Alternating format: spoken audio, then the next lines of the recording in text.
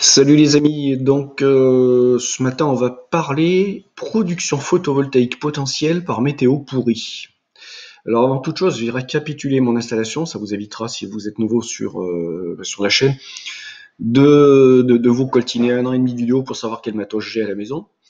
Alors j'ai 18 panneaux solaires répartis par, alors d'un côté, que je dise pas de bêtises, 6 panneaux, oui, il faut que je regarde, 6 panneaux qui sont quasiment sud, orientation plein sud, et ensuite 12 panneaux qui sont sud-ouest, légèrement 25-30 degrés, hein, voilà. Alors tout ça pour en fait favoriser la production l'après-midi et puis principalement, voilà.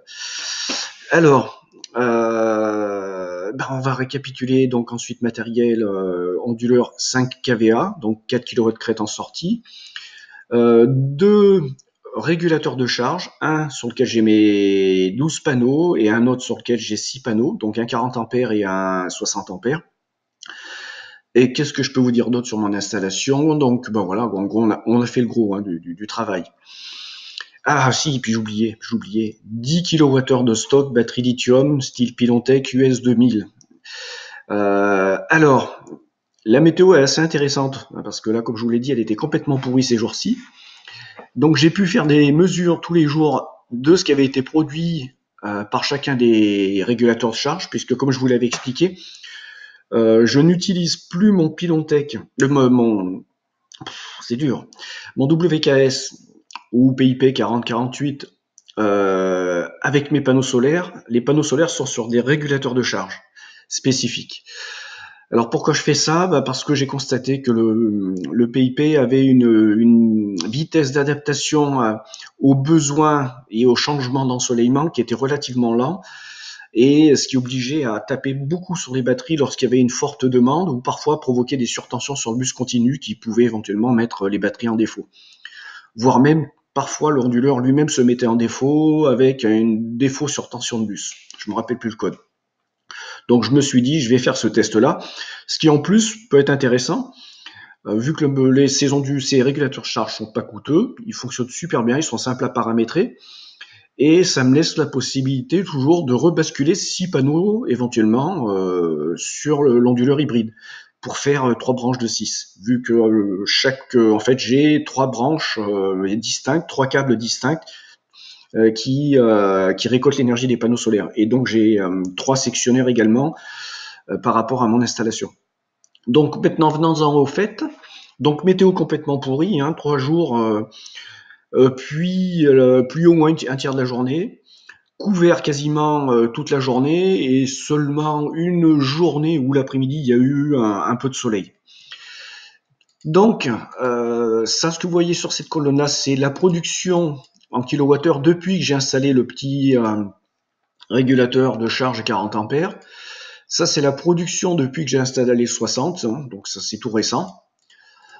Et puis depuis que je fais mes relevés, donc il y a très peu de jours, j'ai pu voir la production des deux.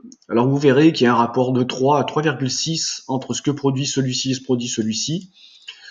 J'ai pas forcément trop d'explications à cette raison-là. Peut-être que je chercherai plus tard. Mais voilà, ce qui est intéressant, c'est qu'en fait, mes 4,6 kW crête de panneaux solaires me produisent par une météo pourrie ce que vous voyez actuellement. Voilà. Donc, sachant que mes besoins en électricité durant cette période sont de 12 à 14 kWh par jour. Donc, ça vous donne une idée précise de ce que de ce que peuvent être les besoins énergétiques en période quasiment hivernale, hein, parce que là, en fait, je me retrouve avec une météo que j'ai décembre, janvier, la neige en moins, mais l'ensoleillement est le même.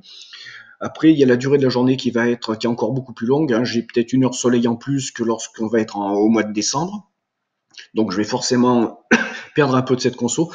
Mais ce qu'on voit, c'est que malgré une installation conséquente, si je voulais être 100% autonome, avec cette période-là, avec ma capacité de stockage, mais surtout avec le nombre de panneaux que j'ai, je ne pourrais pas l'être.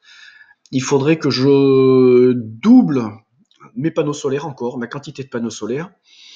Vous voyez un peu le boulot. Et puis, la problématique serait pas trop les batteries, hein, mais ça serait vraiment le nombre de panneaux solaires. Pardon, excusez-moi. Et il faudrait que je baisse encore ma consommation électrique de façon très très notable. Ce qui est totalement possible, hein. J'ai une maison qui est très énergivore. Je suis pas enfin, je suis quelqu'un, j'ai baissé pas mal de certaines consommations, mais en gros, je baisse pas du tout ma qualité de vie. S'il y avait des cas de force majeure qui nécessitaient que je baisse ma conso, ben évidemment que je pourrais le faire en éliminant beaucoup de bruit de fond.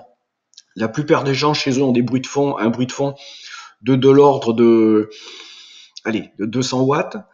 Moi, mon bruit de fond, vu qu'on est très énergivore, je suis plutôt à 400 tout de suite. Et bon, alors je sais, il y a une notion, le bruit de fond, c'est vraiment ce qui est un bruit de fond. Mais chez moi, il y a en fait, on a une façon de vivre qui fait qu'il y a beaucoup d'appareils qui tournent en même temps parce que tout le monde n'a pas les mêmes heures. Et donc, il y a en fait un bruit de fond avec des appareils qui sont allumés H24 qui est assez important. Donc voilà, vous avez un ordre de grandeur.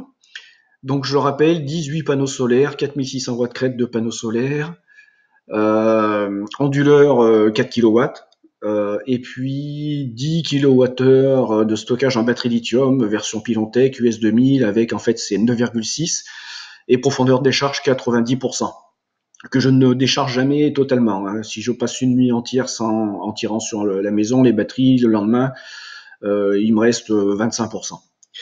Voilà, c'était la petite info.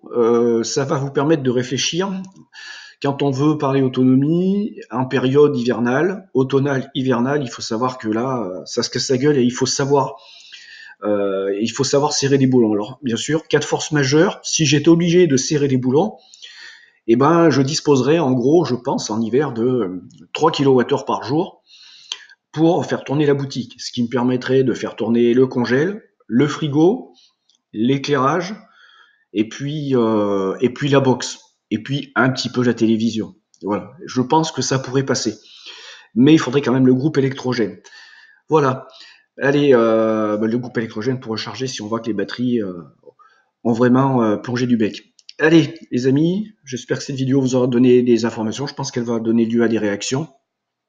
Alors, cette vidéo fait suite également à l'excellente vidéo de notre ami Anthony Guerrier, photovoltaïque, autoconsommation, qui lui posait la question, est-ce qu'on peut être autonome 100% en énergie photovoltaïque? Alors là, c'était un peu ma façon de répondre. Oui, mais avec beaucoup de matériel. Voilà, donc je dirais une maison comme la mienne qui est très énergivore, qui est un peu le cas de figure, qui est le même cas de figure, enfin, qui est dans les mêmes contextes qu'Anthony, mais pour des raisons différentes. Moi, il faudrait que en fait, en gros, si vous voulez prétendre être autonome dans une maison sans vous priver, il faudrait aller au babo dans les 10 kWh crête de panneaux solaires. Voilà, c'est à peu près l'estimation. Et en capacité de stockage, 10 à 15 kWh de batterie lithium. Et là, vous arriveriez, sans serrer les boulons ou sans trop les serrer quand c'est dur, à pouvoir prétendre être autonome. Mais bon, ma config permet de produire, même en hiver, même quand ça va mal, 3 kWh, ce qui n'est pas négligeable.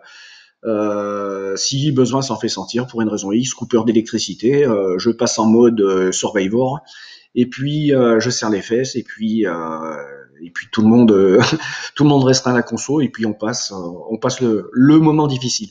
Allez, à très bientôt.